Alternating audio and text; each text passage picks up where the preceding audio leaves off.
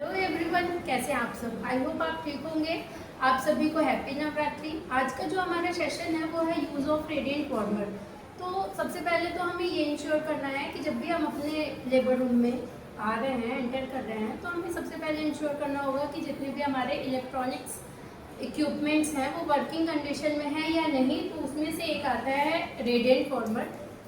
तो अगर हमें रेडिएंट वार्मर की फंक्शनैलिटी चेक करनी है तो सबसे पहले हम क्या करेंगे, इसमें मेन स्विच है, हम मेन स्विच कनेक्ट करेंगे। जैसे हमने मेन स्विच कनेक्ट किया, हमने ऑन किया। अब रेडिएंट वार्मर में एक पावर बटन है, हमें उसको भी ऑन करना है। जब हमने इसको ऑन कर दिया तो हमारे पास एक यहाँ पे टेम्परेचर की रीडिंग शो होगी। हमें ये देखना है कि वो रीडिंग क्या दिखा रही है। चालू तो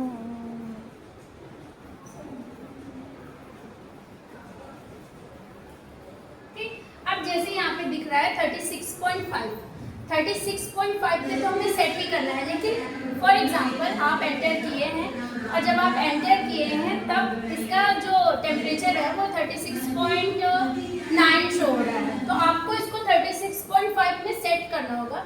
तो सेट करने के लिए आपको क्या करना है, सेलेक्ट मोड पे सेलेक्ट में जाना है और आपको प्लस माइनस के लिए एरो दिख रहा है। आपको क्या करना है, अगर 36.9 है तो आपको डाउन वाले एरो को क्लिक करना है और उसको 36.5 में लेके और फिर से सेलेक्ट में क्लिक कर देना है। तो आपका ये टेम्परेचर यहाँ पे सेट हो जाएगा।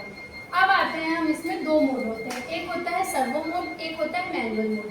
जो सर्वो मोड होता है उसमें ऑटो कट होता है, लेकिन जो मैनुअल मोड होता है उसमें ऑटो कट नहीं होता, उसमें आके आपको ही बंद करना होगा।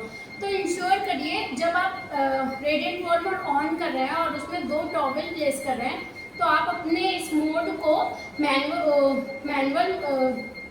सर्वो मोड पे रखिए। लेकिन जैसे ही आप बेबी को यहाँ पे प्लेस कर रहे हैं तो आप उसको मैनुअल में शिफ्ट कर दीजिए।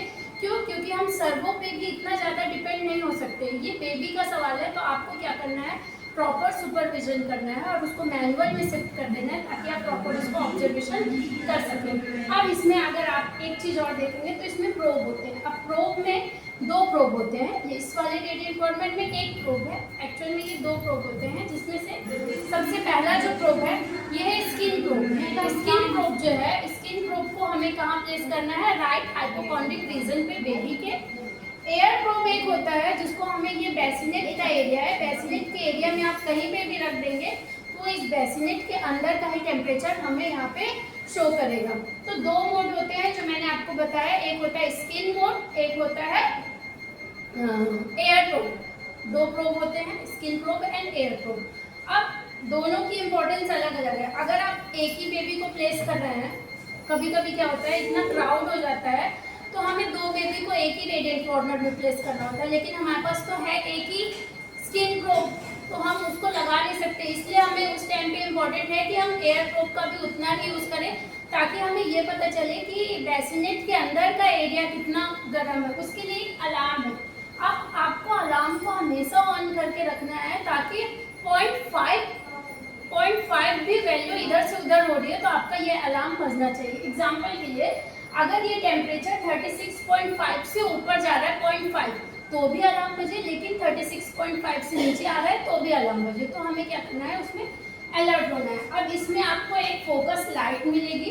फोकस लाइट आपका तब यूज होगा जब आप प्रॉपर एग्जामिन कर रहे हैं, जैसे हम कंजेनाइटल एनोमलीज एग्जामिन कर रहे हैं तो उस टाइम पे भी हमें फोकस लाइट की जरूरत पड़ेगी। ये एक लाइट है, फ्लोरोसेंट लाइट बोलते हैं इसको, ठीक है। ये फ्लोरोसेंट लाइट बिलिरुबिन लेवल के लिए होता है।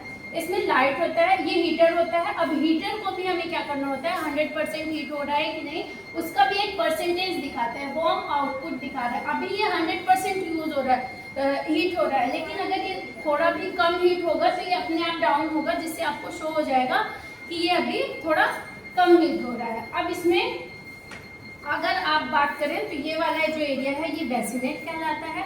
आपको कभी भी बेबी को प्लेस करना है तो आपको बेसिनेट के सेंटर पार्ट में करना है, ना लेटरल साइड, ना अपर है, डाउन साइड, आपको सेंटर में प्लेस करना है। इंश्योर करिए कि जब आप बेबी को प्लेस कर रहे हैं तो बेबी कैप, सॉक्स और नैपी में होना चाहिए, ठीक है।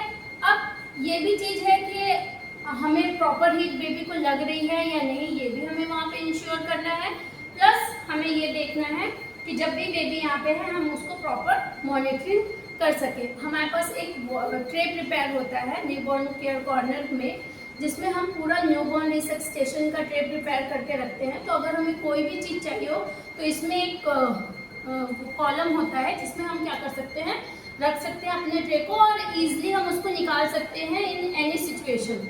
तो जैसे हमारे पास रेडिएंट फॉर्मेट का सबसे बेस्ट यूज़ तब होता है जब हमें पता नहीं होता है कि बच्चा एकदम सीरियस होने वाला है और बच्चा डिलीवर्ड होने के 20 मिनट पहले हम रेडिएंट फॉर्मेट को ऑन कर देते हैं और ऑन करने के बाद हम इसमें 2 टॉवल प्लेस करते हैं। 2 टॉवल इसलिए प्लेस कर रहे हैं क्योंकि हमें पता नहीं होता है कि बच्चा सीरियस निकलेगा या नहीं निकलेगा, फिर भी हमें बच्चे को वार्म देना है। इस वजह से हम क्या कर रहे हैं, यहाँ पे उसको गरम तौलिया पहले से प्लेस करने के लिए रख रहे हैं ताकि जैसे हम बेबी को रिसीव करें वो गर्म ही रहे और वो जैसे बेबी मदर के वोम में जिस टेम्परेचर में था सेम टेम्परेचर हम उसको देने की कोशिश कर रहे हैं। अगर आप इंश्योर करेंगे तो आपके रेडिएंट लेबर रूम का टेम्परेचर भी 25 से 28 डिग्री सेल्सियस के बीच में होना चाहिए। क्यों? क्योंकि वो इतना क्रिटिकल वो चीज़ होता है प्लेस कि एक बेबी अगर माँ के वोम में है वो वार्म टेम्परेचर पे है, लेकिन जैसे ही वो डिलीवर्ड हो रहा है हमारा अगर टेम्परेचर बहुत कूल में है